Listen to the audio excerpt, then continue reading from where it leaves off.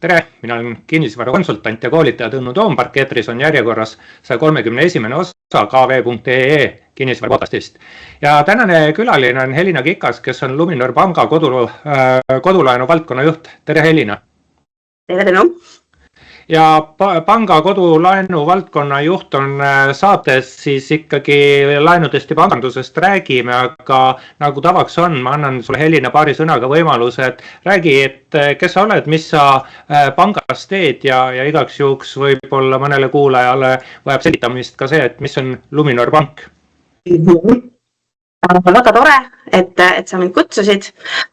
Ja, mina tulen Hiiumaalt, olen niisugune tore inimene, terve elu olen tegelenud numbritega.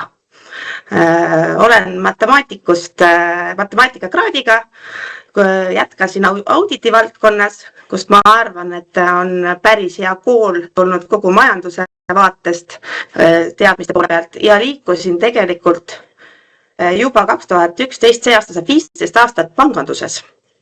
Et päris pikk aeg, kui nüüd niimoodi tagasi mõelda. Liikusin Nordiasse, mis siis täna ongi üks osa Luminorist, et olen niisugune pikaajaline inimene siin majas. Alguses tegelesin liisinguga, tegin krediidiotsuseid, ehk siis väga tugev koostöö oli põllumeestega. Teadsin väga hästi, millal tuleb uus traktori mudel välja või kombain, mis seal detailid on. Aga tänaseks siis alates 2020 aastal 2020 aastast liikusin pigem siis pangatoodete peale ehk laenutoodete peale üldisemalt, mitte ainult liising.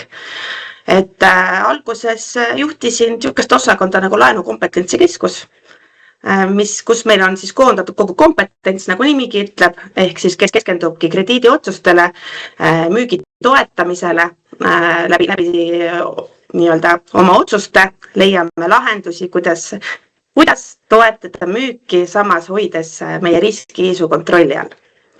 Ja selle aasta aprillis tegin niisuguse väikse kannapöörde või järgmise sammu ja tulin täitsa müügifookusega positsioonile, olles siis kodulaenude valdkonna juht, siis minu vastutada on meie pangas kodulaenude müük suuresti ja ka olemasoleva portfelli haldamine. Ja Luminori kohta äkki ka kaks sõna? Ja Luminor.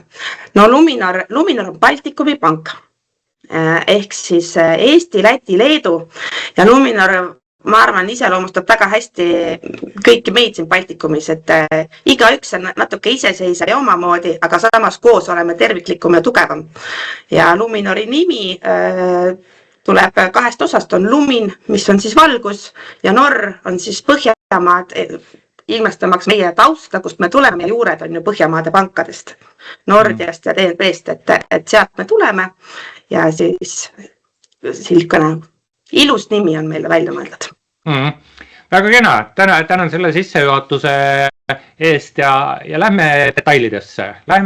Aga ennem kui lähme detailidesse, et korraks veel niisugune üldisem küsimus, et kuidas sa hindaks 25. aastat ja olemegi siin saate esimeses pooles siis mineviku vaatega, kuidas sa 25. aasta majanduskeskkonda hindad, no ikkagi kodulaenude vaatest, kas majanduskeskkond soosis laenuturgu, töötas vastu või kuidas see oli sinu vaatest?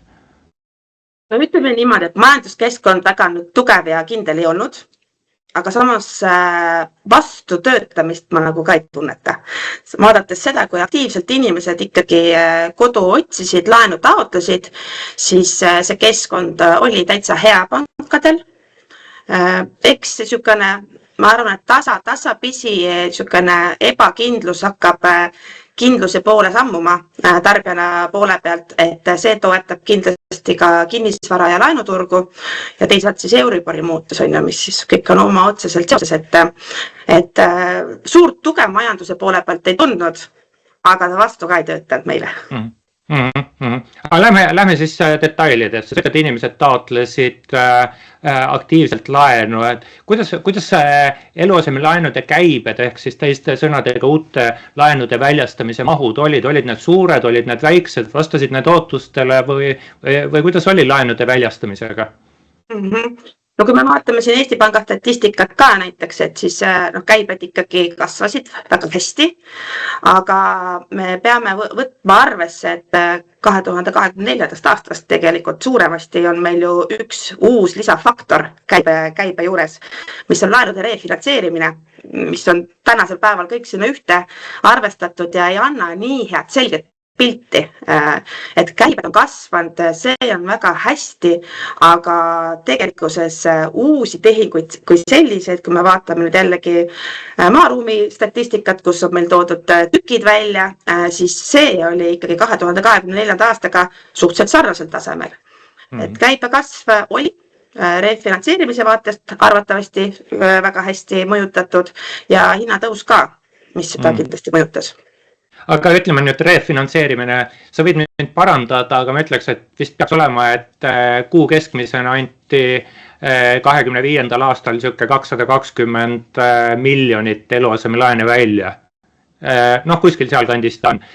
Ja sellest on nüüd osa refinantseerimine. Kas sa suudad seda öelda ka, et kas refinantseerimise osakaal oli laenukäibest 10%, oli see 20, 30, 40, kus ta oli?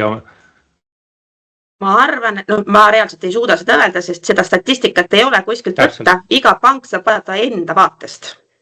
Et aga üldises vaates ma arvan, see protsent oli suurem aasta esimeses pooles, kus laenu refinantseerimine oli ikkagi väga suur osa kogu laenuturul. Ja aasta teine pool hakkas ta vaibuma ja ta on niisugune stabiilne. Ta on meil see käibe osa, aga ta on niisugune mõistlikus suuruses, sest ma arvan, et see esimene pool oli see ikkagi osakaal päris suur, mis siin pankade vahel lihtsalt toimus, laenude ümbertõstmine. Aga ikkagi 10-20%, 20-30%, no midagi. Ütleme, no aasta keskmine, ma arvan, jääb sinna 10-15% juurde, eks ta siis siin kõikus, aga see on täitsa kõhutunde pealt. Tead teiste pankade andmeid. Ja kuulajatele rõhutama jah, et see on hinnang, udune hinnang, aga mis siis oli, mis aitas laenukäibel kasvada? Oli see juurde tulnud laenutaotluste arv või oli see kinnisvara hinnatase või sellised kinnisvaraturu poole pealt tulnud põhjused või mis see tegur oli? Või et ma saan aru, et just see refinantseerimise osakaal pigem vähenes, kuigi aasta lõpupoole ega laenukäibed kokku ei tõmbunud? Jah, no hinnakasv kindlasti on üks tegur, mis toetas käibekasvu. Aasta alguse poole siis tugevam mõju veel lisaks selle refinantseerimise poole pealt. Aasta teine pool, ma arvan, et tükimahud ja vaikselt taastuv uusarenduste tükid ka. Et uusarenduse hinnad ikkagi on kallimad, ehk siis ta nagu tasakaalustas omavahel kokkuvõttes ära. Et järelturg oli väga aktiivne võrreldes eelmiste aastatega, et kui siin vaadata neid tükkide poole pealt just jagunemist, et 2024, kui ma nüüd õigesti mäletan, oli see osakaal uusarendustel umbes 15%. Eelmine aasta langes kokkuvõttes kuskil 12% peale, et see proportsioon siis kogu tehingute arvust, et see on päris arvestatav langus just käibe vaatest ka, aga siis seda siis tasandas seda refinantseerimine ja hinnatõus kinnisvaral. Helena, ole hea, aita mind välja. Ühest asjast ma aru ei saa, et et sul on suunurgad ülespooleks, sa räägid seda, et laenukäibed on head, ehk laenuäri on pankurina sul ja samas meil räägitakse nagu sellest, et mingi majanduslangus või majanduskriis isegi võib-olla kasutatakse sõna, et meil on mingi siuke vinduv majandus, ei idane, ei mädane, tarbijakindlus on kuskil meeletus põhjas olnud 25. aastal, kui sellesse aastasse ikka jääda, et kuidas need asjad nagu kokku haakuvad omavahel, majanduses läheb kehvasti ja laenuturul läheb hästi? No kui me nüüd ikkagi reaalselt vaatame sellele peale, kes ostab kinnisvara, siis see, kes võtab kodulaenu, see on ikkagi väga väike osa kogu Eesti ühiskonnast. Ja see osa, tahast tahtmata on nii, et uut kinnisvara saab endale lubada, see osa ühiskonnast ühiskonnast, kellel see finantsstabiilsus on parem, sissetulekute suurus on kõrgem ja need üldiselt, see osa inimestest ei saa ka nii tugevalt pihta nendele muutustele ja ebakindlustele. Kahjuks on nii, et need inimesed, kelle sissetulekutase ei ole tugev, ongi pigem seal miinimumi lähedal, siis niisugune muutus ja ebakindlus on palju tugevam ja suurema mõjuga just nendele. Aga nemad ei ole ka üldiselt selle kodulaenuturu osalised suuresti. Ehk siis need kliendid, kes oma kodu tahtsid osta ja plaanisid, nende finantsseis seda ka võimaldas. Jah, nad tegid võib-olla mingi korrektsiooni oma plaanis, et nad ei ostnud uusarendust, vaid võtsid järelturult. Järelturul on ju ka tegelikult kuni 5 aastat täitsa värsked kinnisvarad, et pigem võib-olla vaadati selle poole peale, kui alguses plaaniti uusarendust osta, aga nemad toimetasid edasi. Ehk siis kui üldine seis ongi kehvem kui nendel, kes võtavad kodulaenu. Et kodulaenu toode on natuke spetsiifiline sellest vaatast, et kõik meie ühiskonnast seda seal ei osale. Kõlab loogiliselt. Läksidki sa juba kenasti järgmisse teemasse, et tahtsingi uurida, kes on laenuvõtja, et okei, et nüüd ma sain teada, et laenuvõtja pigem ma kujutan siis ette või lugesin su jutust välja, et selline parema sissetulekuga inimene, et kuidas me veel võiks mingeid kategooriaid panna, kirjeldada 25. aasta tüüpilist laenuvõtjat, kes ta on selline? Ma saan rääkida Luminori vaatest, sest see statistika on meil olemas, et turu üldist statistikat nii hästi ei saa, aga eks see laenuvõtja peamiselt on niisugune 30 keskel, 35-36 aastat vana, ta on piisavalt endale niisugust stabiilsust tekitanud, head sissetulekut, stabiilsed sissetulekud, suutnud endale oma finantseeringut koguda ja ostab endale siis enda kodu. Kas see on esimene või teine, see on juba küsitav uus kodu. Siis kui ma vaatan Luminori vaatest, siis meil on üldiselt kuskil 65% kodulaenuvõtjatest on kas siis abielus või kooselus, ehk siis ikkagi kahekesi. Seda kodu suuremas osas soetatakse. Ja mul on hea meel öelda seda, et või mõelda selle peale, et meie laenu kliendid Luminoris on pigem keskmisest kõrgema haridustasemega.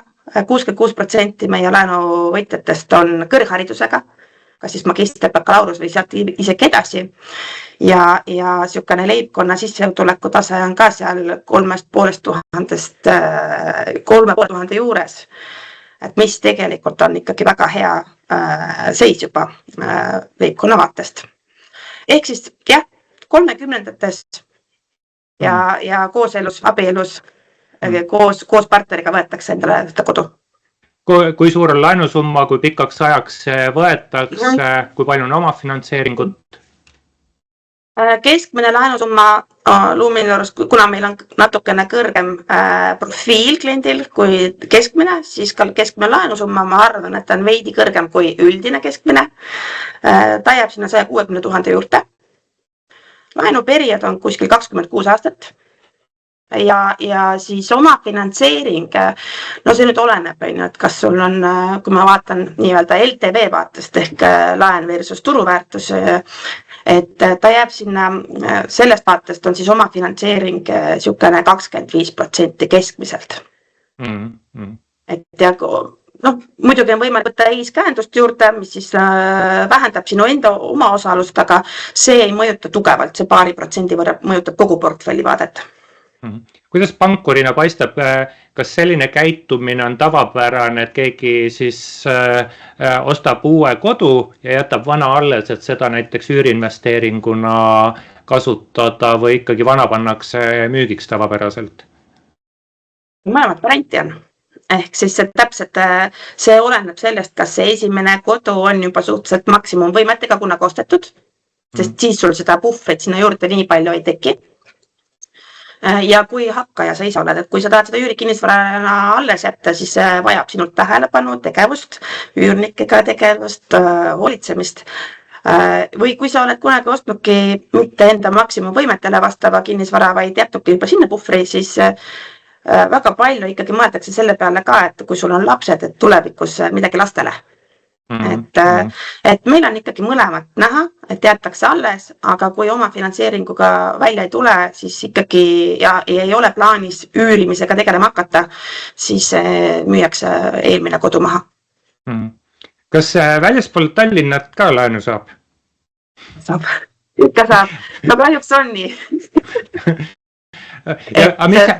Mis on laenu tingimustes, ütleme, eks ma muidugi tean, et saab ikka mujalt ka, aga ütleme niimoodi Tallinn, Harjumaa, Tallinna kuldne ring, Tartu, Pärnu, et mujal Eestis peale nende kõige suuremate keskuste, kas seal on laenu tingimustes mingidki kriteeriumid teistsugused kui Tallinna kesklinna keskmisest kallimat korterit ostes?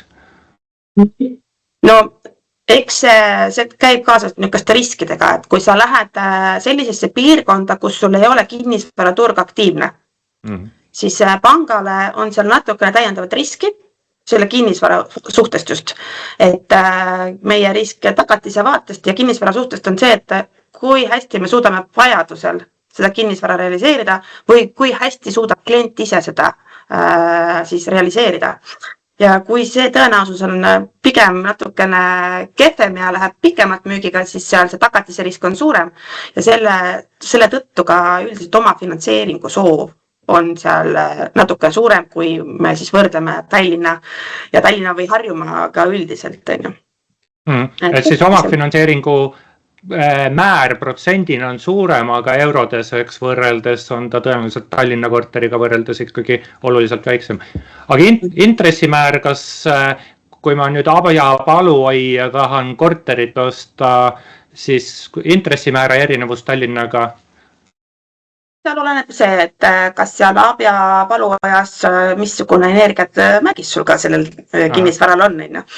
Et kui ta on ikkagi A energiaklassiga kinnisvara, siis see on täiendav niisugune leevendav faktor, aga üldiselt see riskimarginaal ehk siis see pangamarginaal, mida me sinna laenule määrame, ei ole nii tugevalt seotud selle tagatisega kui siis kliendi enda profiiliga. Ehk siis tagatise riske me pigem leevendame just selle oma finantseeringuga mängides või mitte mängides, vaid seda siis muutes ja suurendades. Ma jään siia nüüd kinni natukene, et arvates niimoodi hästi stereotüüpselt lähenedes, siis Abja Paluaia, ma ei tea, miks mul siuke näide tuli pähe või siuke kohta, aga et Abja Paluaia keskmine palk on väiksem kui Tallinna keskmine palk. Kas see siis tähendab, et pigem ikkagi Abja Paluaias keskmise kliendi keskmine profiil on mõnevõrra sissetuleku vaatest nõrgem kui Tallinnas, et siis ikkagi intressimäär on pisut kõrgem Abja Paluaias? Abja Paluaias võib seda tulla ette, sellepärast, et jah, tõesti nii on, et sissetuleku tasemed on erinevad. Olenevalt siis kinnisvara hinnast võib ka tema makse või see laenu teenindamise määr olla erinev, kas tal see sissetulekud või kohustused sissetulekutesse, kui piiri peal ta on. Et eks see määrab siis seda kliendi profiili ja kliendi riski ja sellest tulenevalt võib see intress olla natukene kõrgem, aga ma ei ütleks, et see on märgatavalt või midagi suurt erinevust. Et neid miinimummarginaale, mida pangad välja toovad, et alates sellest marginaalist pakutakse laene, siis ma kardan, et selle piirkonna inimene pigem ei lähe selle miinimumi alla, aga seal ei ole ka mingit 1% vahet. Me räägime 0,dest, mis siis seal muutub, et oleks ikkagi taskukohane ja võimalik selle piirkonna inimesel ka laenu võtta. Aga jääme siia teemasse veel kinni, laenud. Sina siin alustasid meil juba päris saate alguses juttu, et laenutaotlustest rääkisid, aga mina läksin siis hoopis teise kaarega, läksin peale, et laenude väljastamine, laenu käive, et need on ju kaks erinevat asja. Et kui teil ka kindlasti on mingi hulk inimesi tuleb laenu taotlema, aga siis saavad nad siiski ei vastuse. Mis põhjused on, miks inimesed ei saa teilt laenu? Kodulaenu puhul ikkagi kõige sagedasem põhjus, miks meie pangana peame ütlema kliendile ei, on tema maksevõime.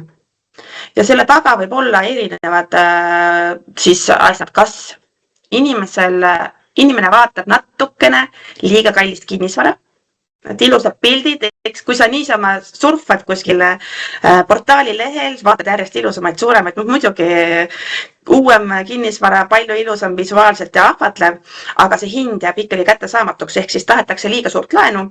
Või teine asi, miks siis maksevõime ei tule välja, on võetud lühiajalisi krediiditooteid liiga palju.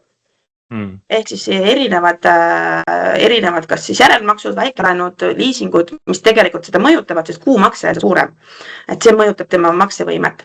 Et alati, kui me ütleme kliendile ei, siis me anname omalt poolt ka soovituse kaasa, et ongi, et kui tal on liiga palju neid lühiajalisi krediiditooteid, siis me soovitame, et ole hea, näiteks kui sul on võimalik lõpeta ennem näiteks need laenud ära. Ja siis me saame sulle anda kodulaenu. Või siis, kui ta tahab liiga kallist kinnisvara, siis me anname kaasa selle maksimaalse laenu summa, mida me saame kliendile pakkuda, et ta teaks juba paremini siis turul seda kinnisvara otsida, millele tal ka nagu nii-öelda jõud peale läheb. Ja sa ütlesid seda, mida ma ise pankurite kohta ütlen, et pankur ei ütle kunagi ei, ta ütleb jah, aga. Et pankur ei ütle, et laenu ei saa, vaid ütleb, et kuidas saab. Aga okei, lähme siit edasi, et laenu antakse pahinal välja ja siis eks kasvab laenujääk ehk teenindamisel olevate laenude summa, et kogu Eesti peale läinud detsembri seisuga üle 13 miljardi euro juba. Kuidas laenujäägiga on, kuidas laenukoormusega on see hea või halb, on laenujääk 13 miljardit pluss, on seda palju või vähe? Kuidas me laenukoormuse poolt vaatame? Minu hinnangul ei ole sellest 13 miljardist midagi hullu veel, sest me peame, jääk kasvab, tükid on tegelikult suhteliselt sarnased tasemel, kui me vaatame laenutükke. Ja millest see jääk siis kasvab? Siin on tegelikkuses on vähemalt kaks asja. Üks on, mis on loogiline ja arusaadav, on see, et kinnisvara hinnad on tõusnud, suuremad laenud, suurem jääk ka. Aga teine nüanss, mida võib-olla kohe ei pruugi tähele panna või seda seostada, on see, et kui meil tuli refinantseerimine siin 2024 lõpp, 2025, siis need laenud, mis on refinantseeritud, nende laenude amortiseerimine on palju aeglasem, kui need ennem oli. Sest Eestis üldiselt võetakse kodulaen annuiteetgraafikuga. Annuiteetgraafiku puhul on sul siis see kuumakse on suhteliselt võrdses mahus ja esimesed circa 5 aastat on ikkagi väga suur osakaal laenumaksest on intress. Ehk sul laenujäägi vähenemine aeglustub oluliselt võrreldes sellega kogu nagu turuvaatest, mida rohkem neid refinantseerimise meil siin olid, nad veel paar aastat, ma arvan, mõjutavad meie laenujääki üldiselt. Sest nende amort on aeglustunud võrreldes sellega, mis nad ennem tegid. Põrkame korra refinantseerimise juurde tagasi. Kas tüüpiline refinantseerija, et ütleme, klient tuleb sinu juurde, ütleb, et mul on 100 000 eurot vaja refinantseerida, et 100 000 eurot on teises pangas laenujääk, aga te andke mulle 120, et kas suurendatakse laenusummat ka refinantseerimise käigus või enamasti küsitakse siis refinantseerijalt laenu samas summas, mis eelmises jääk on? Rohkem me näeme seda, et ta tuleb jäägiga üle, aga samas, kui ta küsib selle 120 100 asemel, siis me küsime ka, et miks sa seda kasutad. Sest sa tahad seda tuua kodulaenuna, et lihtsalt seda lisa 20 000, et sul mingiks muudeks kuludeks niisama, me ei saa anda, et see on ikkagi kodu ostmiseks mõeldud laen. Aga kui ta tahab kodu renoveerida, midagi parandada, sinna mingi kõrvalhoonet teha näiteks, kui tal on oma kodu, ehk siis see on selle tagatise parandamisega seoses, siis seda me küll võimaldame. Et seda on täitsa arvestatav maht olnud võrreldes nendest kõikidest refinantseerimistest, aga pigem ikkagi tullakse jäägiga üle, et saada endale madalam marginaal või siis teine võimalus on ka see, et tahetakse seda perioodi uuesti maksimaalse peale pikendada, et oma neid igakuiseid laenumakseid vähendada. Et see just oli alguse poole hästi tugevalt ka, et kui sul see Euribor oli ikka laes, siis kõik inimesed üritasid leida lahendusi, kuidas oma kuumakset vähendada. Hüppame nüüd siis refinantseerimise juurest laenujäägi juurde tagasi. Kas inimesed saavad laenude tagasi maksmisega hakkama? Ütleks küll, et selgitan ka kohe enda jahi. Väga kindlalt ütlesin, on ju. Et kui me vaatame samamoodi, vaatame kas või Eesti Panga statistikat, siis viivislaenud ehk siis need laenud, kust inimesed maksavad viiviseid, mis on siis näiteks üle tähtaja tasumata kuumaksetega kuskil 60 päeva, selle osakaal kogu laenuportfellist on 0,1%. See on väga heal tasemel, ma ütleks selles mõttes, et ta on väga madal ja sest ta võiks kasvada oluliselt suuremaks ja väga tore on näha seda, et kui see Euribor siin päris oma tippe saavutas, siis me ei läinud nagu kriitilise piiri juurde keegi, et turg oli ikkagi suhteliselt tervislik. Jah, muidugi mingil määral oli rohkem neid, aga 2025 on ikkagi väga siukene, väga soliidne ja väga korrektselt teenindavad kliendid on meil turul. Ja ma mõtleks nüüd niimoodi, et kui 0,1% laenuportfellist on seal 60 päeva pluss viivituses, siis laenude juurde andmiseks, laenukoormuse kasvatamiseks ruumi justkui võiks olla, aga teisalt ma mõtlen niimoodi stalinistlikult, et 0,1% kiirelt nüüd arvutan, et palju ta on siis 130 miljonit või? On laene viivituses on statistika, aga ühe inimese jaoks 50 000 laenu viivituses on traagika. Et mis on tüüpiline juhtum, kus ikkagi asjad on nii hapud, et annate vara kohtutäituri kätte realiseerida? Et oskad sa siin mingeid ühiseid jooni tuua? See 60 pluss on veel see, kus me ei saada teda kohtutäituri juurde. Ehk 60 pluss on see, kus pank teeb kliendiga koostööd, proovime leida lahendusi, seal on maksevõimed, kas sul on põhiosa, osaline põhiosa maksepuhkus, ehk siis leevendatakse nagu kuumakse koormust. Üldiselt see on ajutine, et kui klient ütleb, et ma kaotasin töö, ma otsin uut, siis tehakse niisugune ajutine lahendus. Aga see, kui pank peab minema ikkagi täitemenetlusse ja hakkama vara realiseerima, see on niisugune viimane samm. Ega pank ei ole sellest huvitatud, sellepärast, et me ei ole kinnisvaraga tegelev sellest vaatest asutus või organisatsioon, et me tahaks neid müüa ja realiseerida. Kindlasti ei ole panga huviga inimeselt kodu ära võtta. Et see on viimane samm, aga mis seda põhjustab? Ma arvan, et peamiselt põhjuseks on see, kui inimene on ise jätnud mingid asjad tegemata. Ta on jätnud panka teavitamata, ta on vaikuses, ta lihtsalt jääb võlgu ja see võlg kuhjub. Kui sa tuleksid õigeaegselt panga juurde, räägiksid olukorrast ja sa saad leevendavaid abivahendeid koostöös pangaga endale laenule rakendada, siis sul võlg ka enam nii hullult ei kuhju, mis lõpuks on sinul juba siuke ületamatu ja sa ei suuda seda ära tasuda. Ja kui sa ei ole ka koostööaldis, mõni ei ole koostööaldis, õnneks vähemalt meil on neid vähe, aga kui seda ka sealt ei ole, siis lõpuks on pank olukorras, kus peab suunama tagatise realiseerimisele ja siis sellest tagastatakse laenujääk ära. Liigume siit sellise, kuidas öelda, negatiivse tooniga jutu juures positiivsema suunda intressimäär. Euribor oluline tegur, oktoobris 2023 oli kuu keskmine Euribor 4,1%, juunis oli ta põhjas 2,1%, kui ma nüüd täna 29. veebruaril, siis mis ta eilset numbrit või üleeilset vaatasin, siis see oli 2,15%.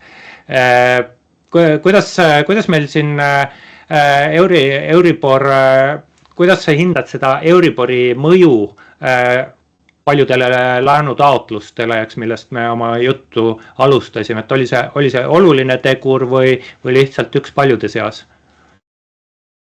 Ma arvan, et ta on ikkagi üks olulisi, et kui me vaatame, et üks oluline faktor on kinnisvara hind ja teine tegelikult on Euribor, sest see otseselt mõjutab inimesel intressimakseid ja sellega seoses ka igakuiseid kuumakseid. Kas tuleb välja või tule välja? Et kui Euribor oli seal tipus, siis ikkagi oli niisugust natukene ootamist rohkem tunda. Keegi väga ei julgenud väga niisuguseid suuri otsuseid teha.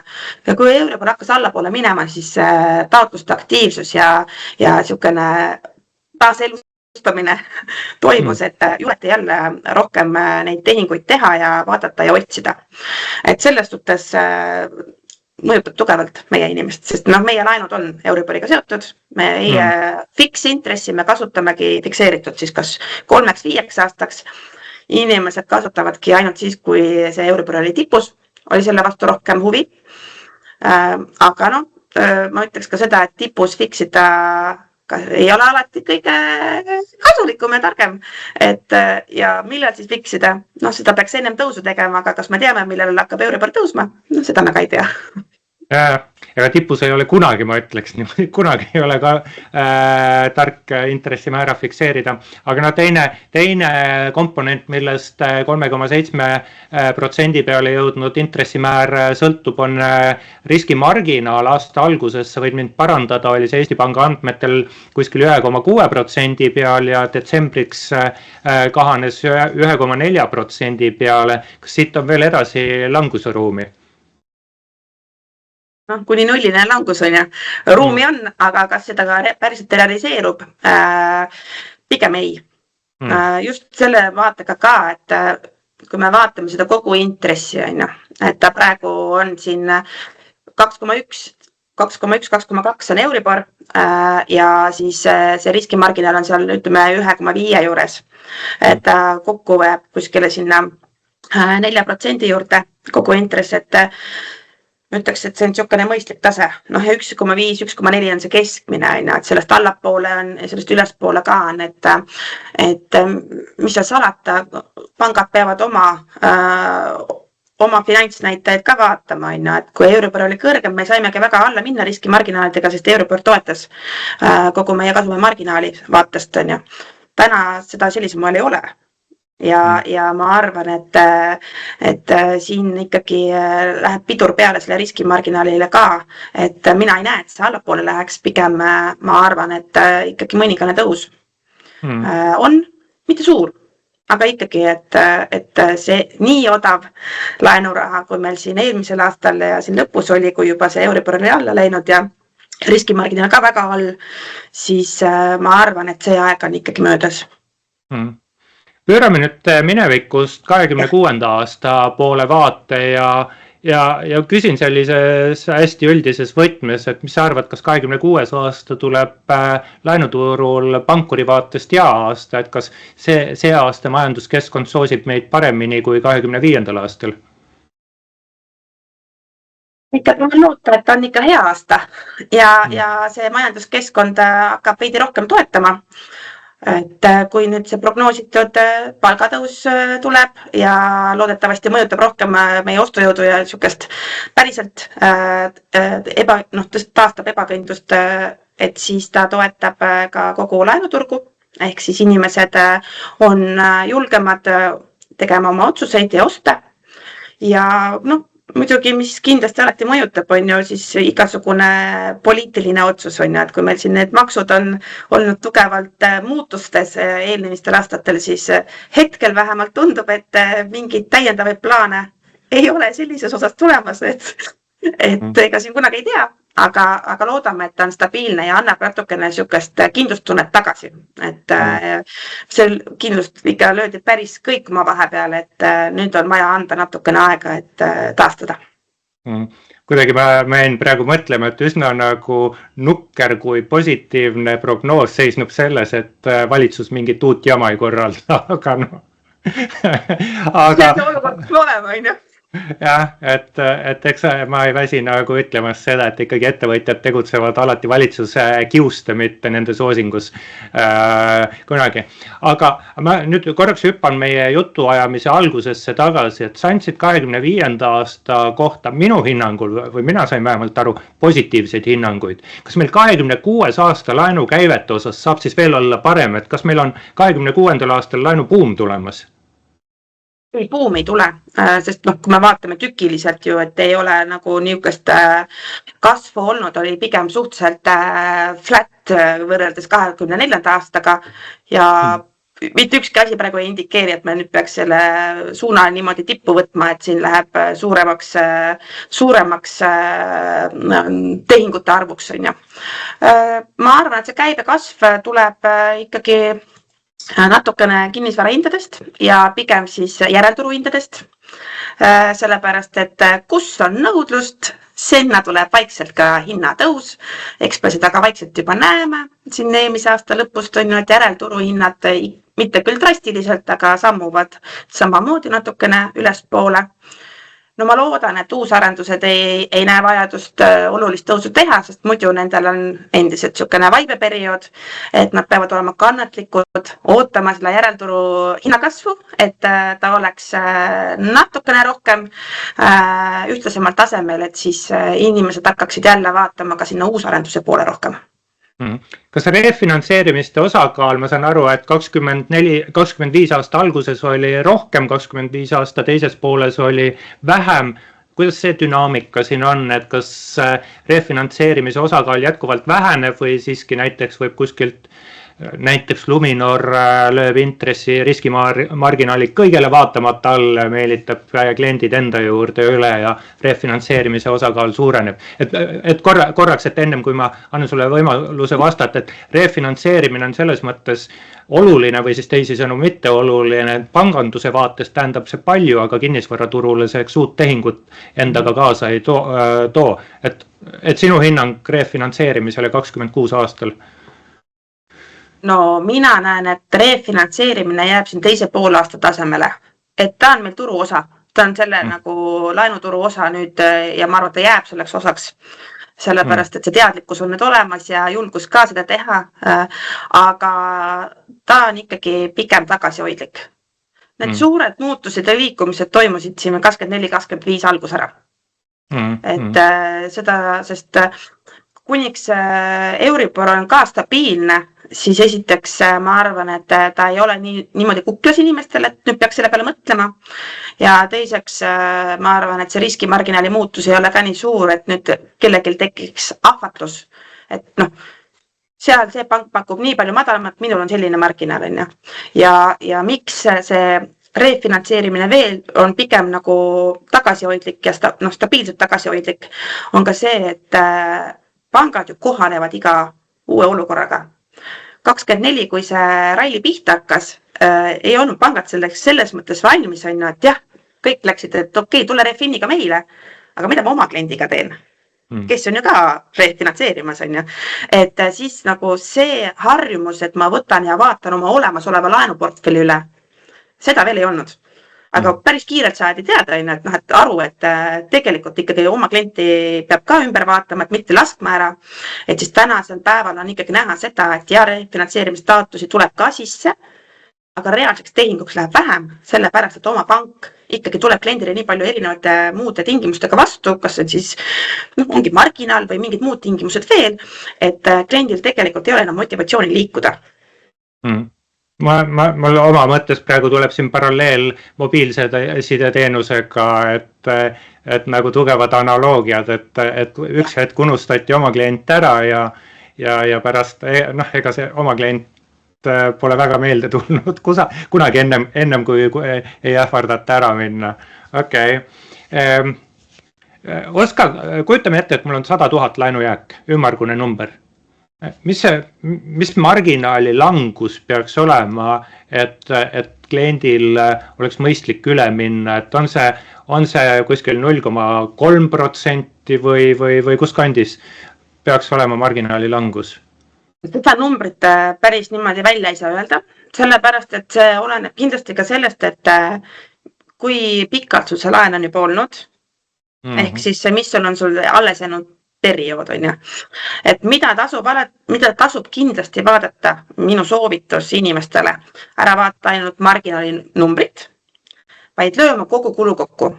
Kui sa võtad oma praeguse lepingu, mis sul on siis selle laenuperioodi lõpuni jäänud intressi maksta, see on arvatavasti olemasoleval laenul peamine kogu kulu, et mingit, kui sa just muudatusi ei tee, siis sa maksad mingi muudatustasu. Ja siis võtta see, mis on uue laenu jaoks vajalikud kogu kulu.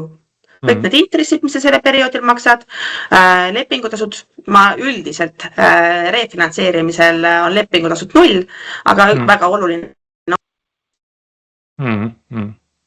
Notarid ise ei ole veel hakanud seda tegema, et tasusid ei võtaks refinantseerimisel, kuigi jah, meil on ju riiklikul tasandil see arutelu, kuidas seda leevendada ja kuidas siis teha seda nagu sujuvamaks kliendi vaatest.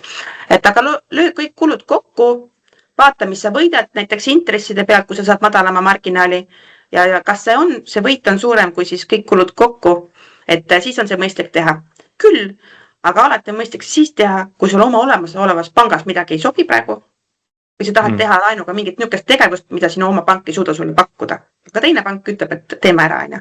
No siis mõnikord see muutuse vajadus ja olulisus kaalub üle siis selle kogukulu aspekti. See on väga hea selgitus siia.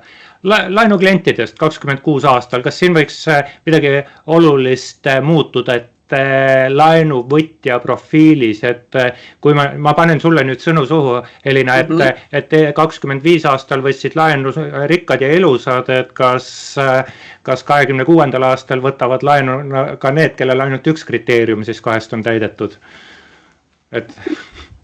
Rikkad ja ilusad, no see oli meie väike spetsiifika Luminoris, aga meie huvi tegelikult on ikkagi jõuda kõigini. Et ma arvan, et üldises vaates turul laenu taotleja profiil ei muutu oluliselt. Ehk siis ma loodan, et me ise saame rohkem neid kliente ka, kes ei ole ainult kõrge profiiliga, vaid täitsa tavalist keskmist Eesti inimest. Et lihtsalt ma arvan, et see finantsteadlikkus ja siis nii-öelda aktiivne kõikidest pankadest pakkumise küsimine on paremini teada ja kasutada suurema finantsteadlikkusega klientidel ja inimestel, seetõttu nad ka meile rohkem satuvad, aga me teeme tööd selle nimel, et kõigini jõuda. Aga profiil üldiselt ma arvan, et pikas perspektiivis võib mõelda, kas see uus generatsioon, mis peale tuleb, kas ta midagi muudab, on ju, et mingisugused indikatsioonid on, et nemad ei taha laenu võtta, tahavad olla vabad. See võib ka olla see, et ootame, kuni nad endale pered loovad. Võib-olla siis mõte ja asi muutub, on ju. Ja et lihtsalt mure on, millal ma saan oma finantseeringu kokku ja kuhu ma seda, kui kallist kinnisvara ma endale soetan, on ju. Et lähiaastatel ma seda profiili muutust ei näe. Küll aga vaatame siin 10 aasta pärast, et mis ta siis olla võib. Laenujääk ehk siis teiste sõnadega laenukoormus. Kas sa kirjeldasid, et 25. aasta laenukoormuse pilt halbade laenude vaatest oli, ma ütleks isegi ju, et ilus või positiivne oli su kommentaar. Kas me siin näeme mingeid rohkemat hulka probleeme või ilus pilt ei muutu? Mina arvan, et ta on suhteliselt stabiilne praegu. Üldse portfelli vaatest ka, on ju. Et kuniks ei juhtu midagi ootamatut, siis ei peaks siin olema ühtegi põhjust ka selleks viivislaenude kasvuks ja selle suurema koormuse jaoks.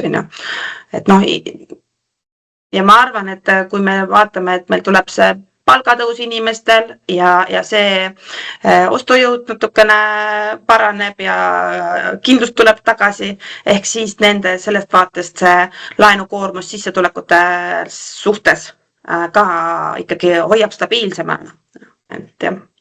Nii et positiivne prognoos. On sul veel mingeid ootuseid niimoodi või kuidagi kokku võtta, et pankuri ootused laenuturu, elamispindade turu vaatest 26. aasta osas? Mina loodan, et tuleb ikkagi tehingute kasvu. Mitte ainult käibe kasvu, et kui ma vaatan, et käive kasvas ja oli suur ja niisugune võib-olla mõnedele ootamatu, kui nad ikka ees ei olnud, on ju. Ta olid ikkagi suhteliselt koha peal seisvas, et see kasv oli minimaalne võrreldes seda kogu mahuga, mis meil turul on. Et ma loodaks, et see päriselt ostmüük elavneb ja käivet iseloomustab just see tehingu kasv, mitte siis ei pea nii väga sealt tunnetama ja mõtlema, mis see refinantseerimise osakaal selles käibes võiks olla. Aga väga kena, Helina, et me nüüd vaatasimegi selja taha 25. aastasse, vaatasime ettepoole 26. aastasse, aga saate lõpuks ma alati küsin külaliselt mõne mõtte või idee, mis sa turuosalistele siit saatest kaasa annaks, et nii kitsalt või laialt, kui sa soovid. Mis sa ütleks meile, meie kuulajale, vaatajale? No ostjatele. Esiteks ma ütleks, et olge aktiivsed. Praegu on hea aeg. Pangad tahavad laenu anda. Pakkumisi on turul. Et kasutage võimalust ära. Raha hind praegu ju tegelikult on ka, laenuraha hind on ju ikkagi veel väga mõistlikul tasemel. Et kasutage seda võimalust. Olge aktiivsed, küsige pakkumisi erinevatest pankadest. Ja võib-olla, mida vahest tuleb ette, on see, et ärge kartke, et laenutaotluse tegemine ei seo sind veel lepinguga. Ehk taodelda sa võid, et mitte seda karta, et kui ma nüüd kuskil taotluse teen, et see pärast kohustab mind laenu võtma. Ei kohusta. Laenulepingusse lähed sa alles siis, kui sa sinna oma allkirja alla paned. Et küsi erinevaid pakkumisi, saa targemaks, sellepärast, et vähemalt meil Luminoris on väga suur fookus just inimeste harimisele ka. Et kui me neid nõustame, me räägime kogu protsessi, me räägime ka nendest riskidest, mis tal endal näiteks on. Kas tema endaga seoses või tagatisega seoses, et ta oleks teadlikum otsuses. Et see on minul nagu ostjatele sellest taotlemise osast soovitus. Aga kui sa hakkad kodu ostma, siis arvesta sellega, et sul on kõrvalkulud. Sul on lisaks sellele sa laenu maksad, sul on olemas kõik kommunaalid. Kui sa võtad laenuga endale, ostad kodu, siis sul on kodukindlustus, on kohustuslik. Ehk mõtle need asjad kõik läbi. Mis sind võib toetada? Jah, parem energiaklass üldiselt tähendab väiksemaid kommunaale. Hind on küll veidi kõrgem, aga pikas perspektiivis võib-olla see on hea investeering. Ja see kodu, mis sa ostad, ei pea olema selles mõttes ideaalne, et ta peaks terve elu sul olema. Keskmine Eesti inimene üldiselt ostab kuskil 3 kodu oma elu jooksul. Et siis, kui sa oled just noor ja esimest laenu võttev inimene, et siis see ei pea olema sinu maksimumsummale. See ei pea katma tubade mõistes või selle ruumi mõistes seda, et kui sul nüüd kunagi pere on, sul kõik oleks kaetud. Sa saad vahetada selle kodu välja ja osta selle kallima ja suurema kodu siis, kui see koht käes on. Ja siis ma võib-olla väikene soovitus ka meie teistele väga olulistele osalistele laenuturu vaatest on meie kinnisvarapartnerid. Et Luminor siin 2020-2021 oli turul, ma arvan, üks esimesi, kes sellise moel hakkas kinnisvarabüroodega partnersuhteid looma, et me reaalselt suhtlesime, et teeme koostööd ja nagu oleme üksteisel toeks. Et siis pidage vastu. Olge samamoodi aktiivsed, sest kliendid mulle tundub, et on juba aasta alguses aktiivsed. Et need on minu soovitused. Aga väga head ja ma ütleks praktilised soovitused, mida ma julgeks igale ühele üksikult ja tervikuna ka allkirja alla panna omalt poolt. Väga meeldiv, Helina, oli meeldiv vestlus ja täname kõiki kuulajaid, vaatajaid ka, et oma aega meile pühendasite.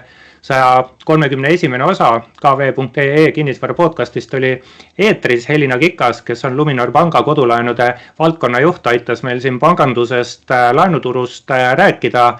Kinnisvara konsultant ja koolitaja Tõnu Toompark olen mina.